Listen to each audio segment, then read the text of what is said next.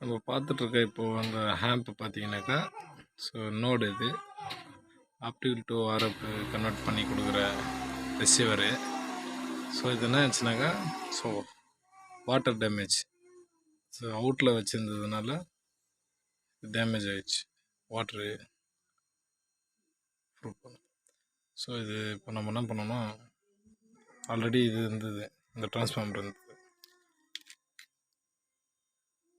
028. So நம்ம இது போயிடுச்சு, வாட்டர் டேமேஜ் ஆகிக்கு. ஸோ அதை நம்ம இப்போ எடுத்துகிட்டு வேறு இன்ஸ்டால் பண்ணியிருக்கிறோம், மேக்ஸினி போட்டு 28 தான் இது சேம் இது. ஸோ பர்ஃபெக்டாக இப்போது எப்படி இருக்குது, இதை நம்ம ஆன் பண்ணி பார்ப்போம். நம்ம இன்ஸ்டால் பண்ணக்கூடாது இதில், அதுக்கு முன்னாடியே நம்ம டெஸ்ட் பண்ணி பார்ப்போம் எந்த கண்டிஷனில் எப்படி ஆகுதுன்னு. ஓகேங்களா? ஸோ எப்படி இதுன்றதை இப்போ பார்ப்போம். ஆன் ஆகலை. ஸோ ஏன் ஆன் ஆகலைன்னா, இது பவர் பாஸில் ஆன் ஆகிடுச்சு. நம்ம ஏசியில் போட்ட பிறகு எப்படி இருக்குன்னு பார்ப்போம். ஸோ ஆன் ஆகிடுச்சு.